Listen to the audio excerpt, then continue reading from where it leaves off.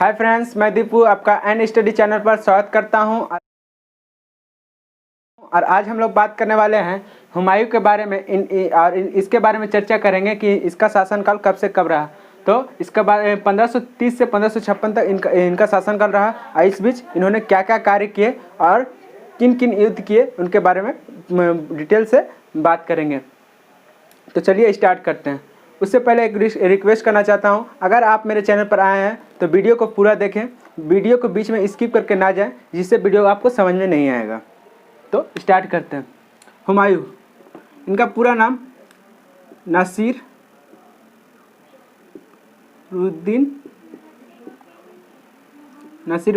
हुमायूं था। हुमायूं, हाँ।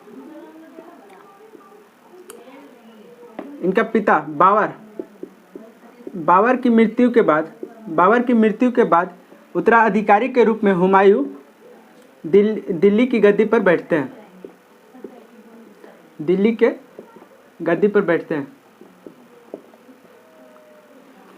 और दिल्ली के गद्दी पर बैठने से पहले हुमायूं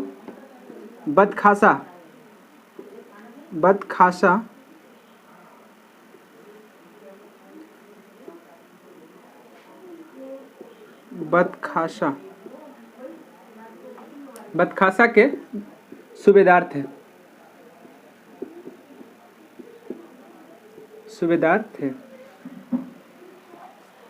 जब बाबर की मृत्यु होती है तो उसके बाद हुमायूं दिल्ली की गद्दी पर बैठते हैं और उससे पहले बदखासा के सूबेदार थे हुमायूं।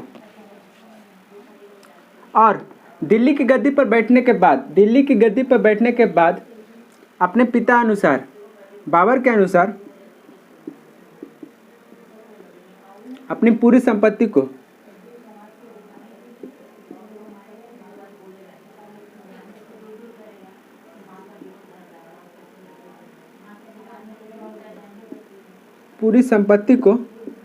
भाइयों में बांट देते हैं।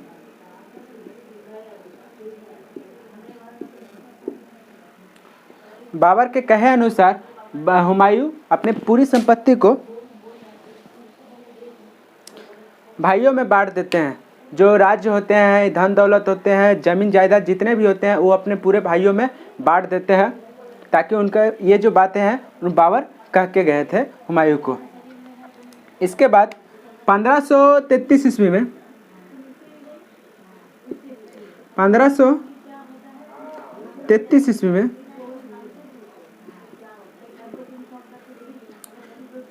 दीनपना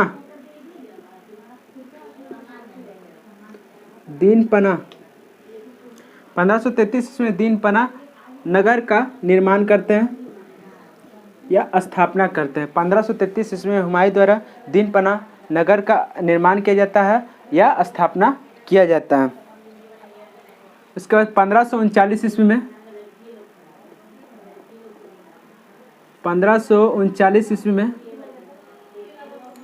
चौसा का युद्ध होता है। ये युद्ध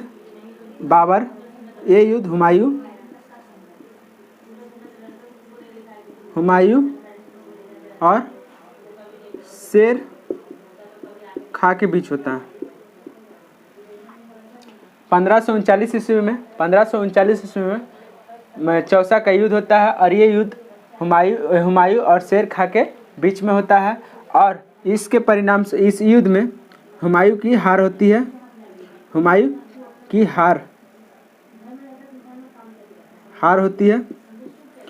हार हो जाता है और इसमें शेर खां विजयी रहते हैं। और इस युद्ध के परिणाम स्वरूप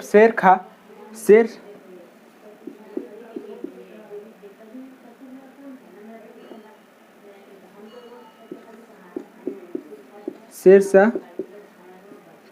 की पदवी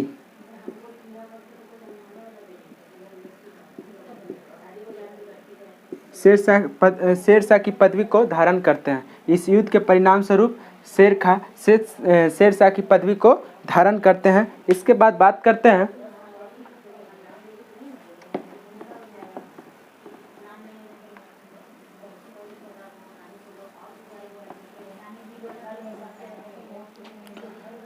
फिर 1540 ईस्वी में 1540 ईस्वी में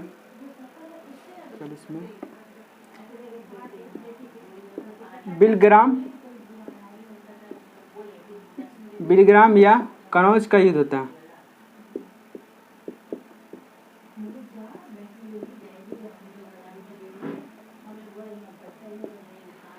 पंद्रह सौ चालीस ईस्वी में बिलग्राम या कनौज का युद्ध होता है और ये युद्ध भी हुमायूं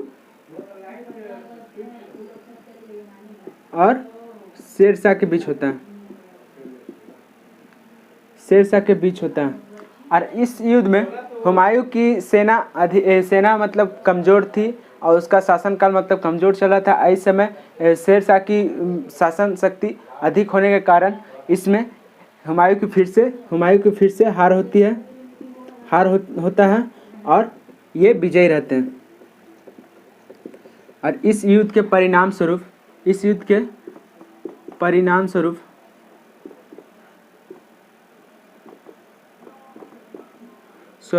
आगरा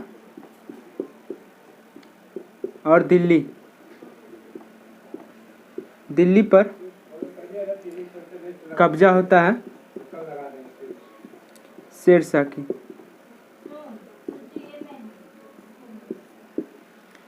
इस कनौज के युद्ध के परिणाम स्वरूप आगरा और दिल्ली पर कब्जा होता है शेरशाह की। इसके बाद बात करते हैं इस युद्ध के बाद हुमायूं सिंध प्रांत चले जाते हैं।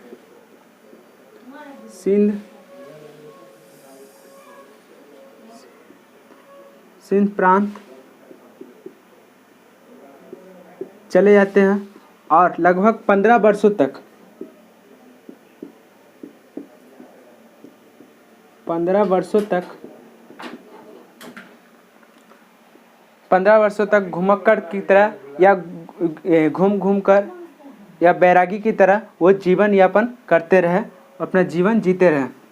15 वर्षों तक एक बैरागी मनुष्य की तरह, एक साधु भेष की तरह वो जंगलों में नगरों में घूमते रहे 15 वर्षों तक। उसके बाद हिंदल के गुरु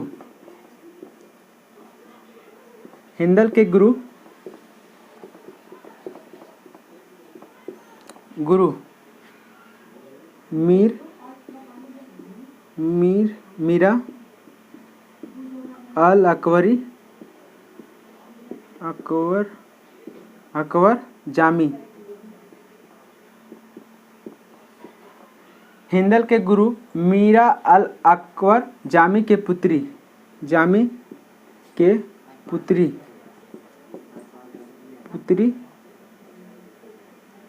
हमीदा बानू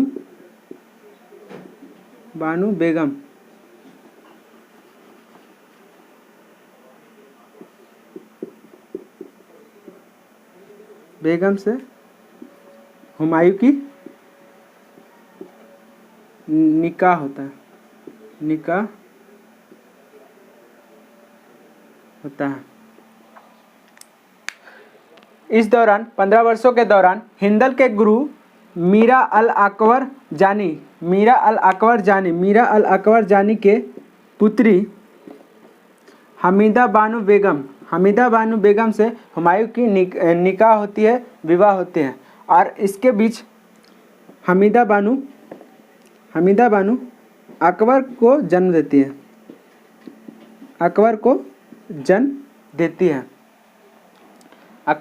देती है।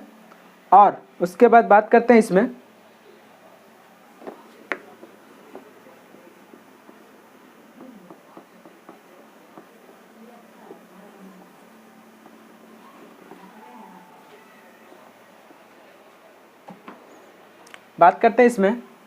हुमायूं और ईरानी शासक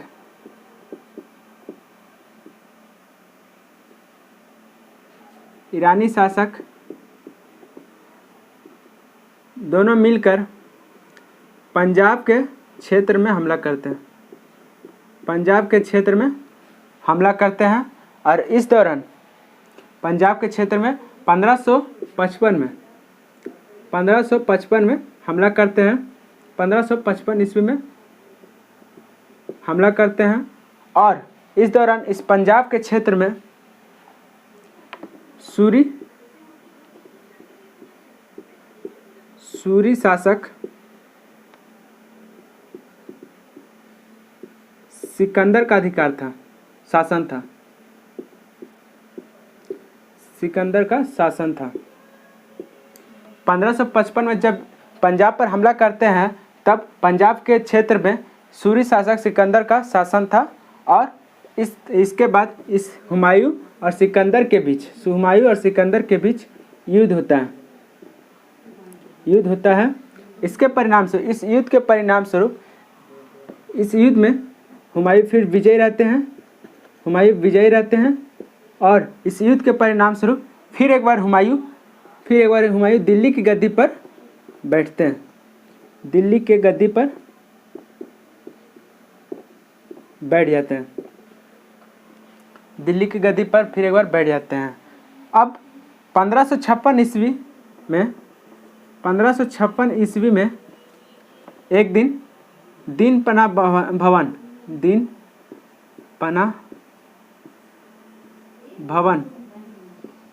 में घूम रहे थे। दीनपना भवन में घूम रहे थे और इस दौरान सीढ़ियों से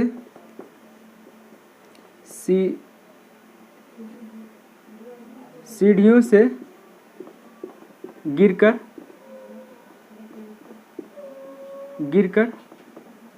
उनकी मृत्यु हो जाती है।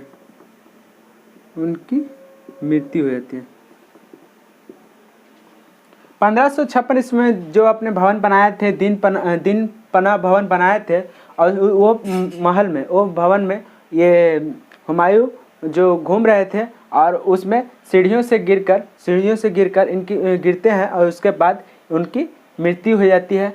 और इसके बाद मृत्यु हो जाती है। इसके बाद बात करते हैं इसमें हुमायूंनामा। हुमायूं का आत्मकथा जो है हुमायूंनामा,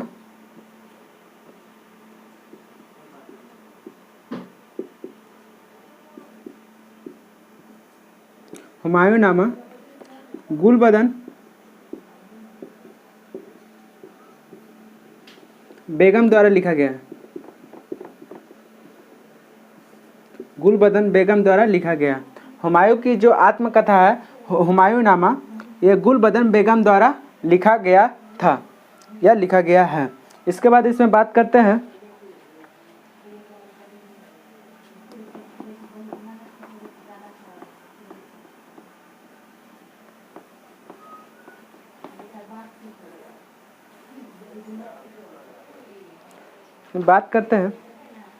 हुमायूं जो है ज्योतिषियों में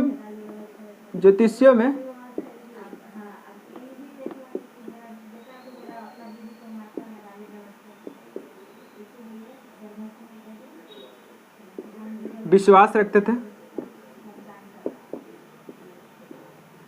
हुमायूं जो है ज्योतिषियों में विश्वास रखते थे। इस कारण से ये सप्ताह के सातों दिन अलग अलग रंग के कपड़े पहनते थे।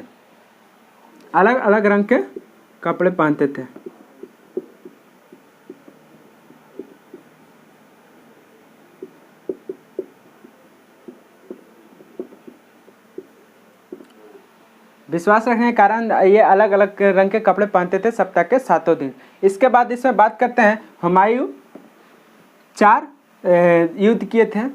इसमें जो पहला युद्ध किए हैं ये देवरा का युद्ध किए थे हुमायूं 1531 ईस्वी में।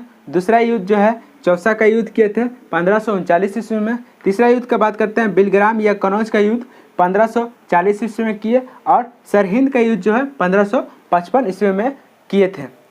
और इसके बाद इतिहासकार